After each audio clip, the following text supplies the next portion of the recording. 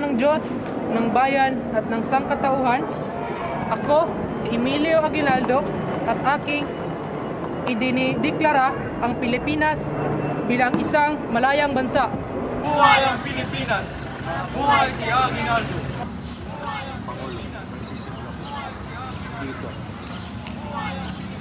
Alam ko, Miguel, ngunit ito ang ating panimula, ating pagyamanin. Nakikita mo ba sila, Miguel? Ating mga sundalo. Ang saya nila, akala nila ito na ang kalayaan. Ngunit ito pa lang ang panimula. Kaya, Miguel, iasa ko sa iyo ang ating mga sundalo at iasa ko sa iyo ang pamumuno sa kanila. Kaya sana huwag mo akong biguin iyong Pangulo at huwag mong biguin ang ating sangkatauhan. Miguel, nakakaasa ba ako sa iyo? Opo, Pangulo. Gagawin ko po ang lahat para sa inang bayan.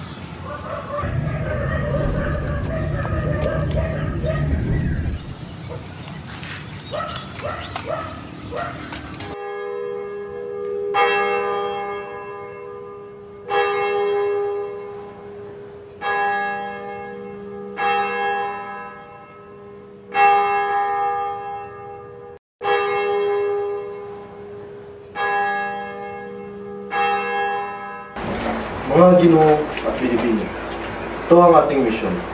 Isang pamalaan sa tao nagmumula ang kapangyarihan, hindi na sa banyaga, hindi na sa hari. Ngunit paano natin pamimilang ito kung ang Amerikano ay lumalapit na? Ang kapayapaan ay hindi nakabase sa lakas ng armas lamang. Ito ay binubuo ng prinsipyo. Ito ang ating sandata.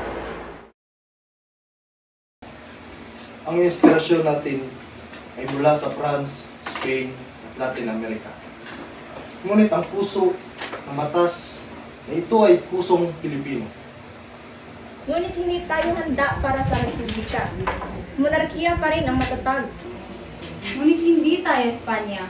Ang gobyerno ang sagisag ng bagong pag-asa. Ang simbahan ay hindi dapat makikialaman sa estado. Ang pananalig ay dapat malaya. At ang batas ay para sa lahat. Ito ang ating pagkakataon na pagkuhin ng kasaysayan. Hindi tayo magpapaapi sa mga Amerikano para na ito sa ating pamana sa mga anak at apo. Tama ka. Ipaglaban natin ang ating inang bayan. Para sa inang bayan. Para sa inang bayan!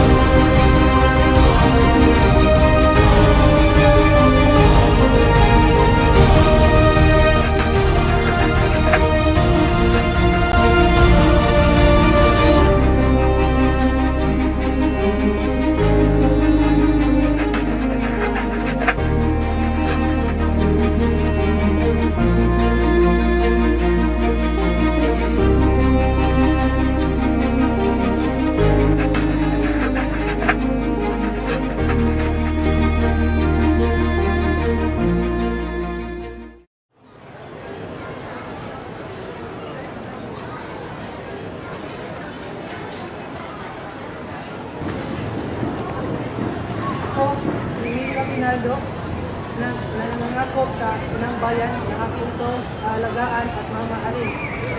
Nangangako ko sa watawat ng bansang Pilipinas na uunahin ko ang kapakanan ng bawat Pilipino.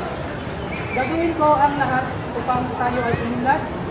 Gagawin ko ang lahat upang tayo ay ipagtanggol sa mga masamang dayuhan. Ako, si Emilio Aguinaldo, nangangako sa inyo na hindi ko kayo pababayaan.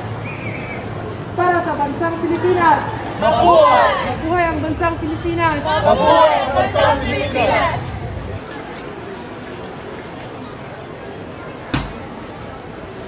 They think they're free, but they're ours now, by treaty and with conquest.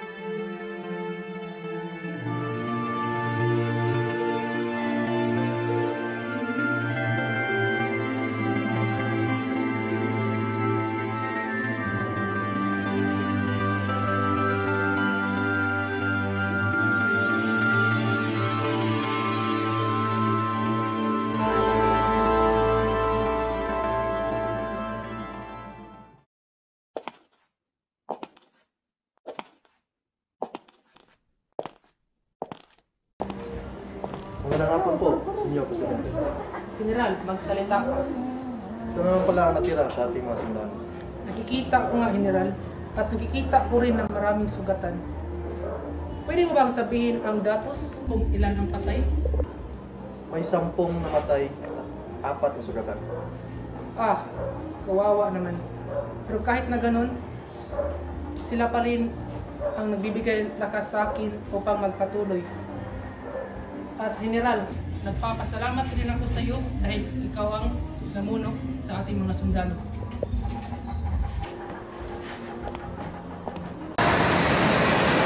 Magandang hapon sa lahat. Ang tatalakayin natin ngayon ay tungkol sa pag-ilusyon. Pero bago masimulan, parang hindi mo ako nakita niya sa talakay.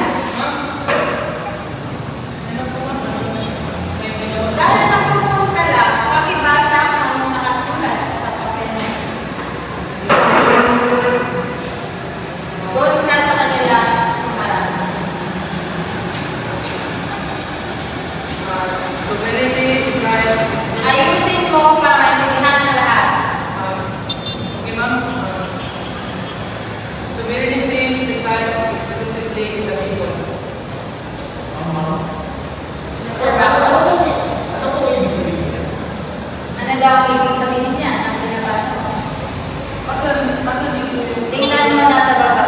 Hanapin mo ng maigi.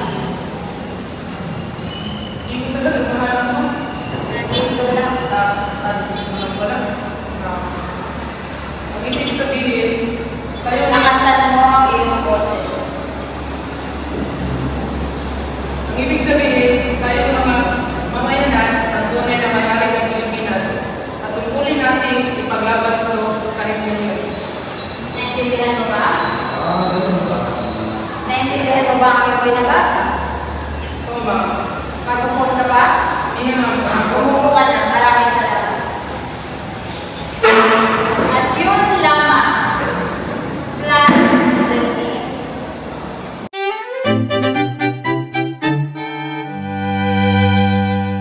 Start.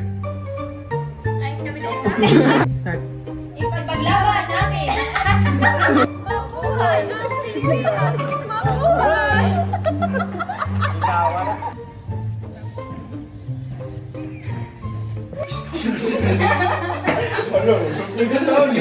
Tayo po na siya, maglaro mo. Last na daw. Sige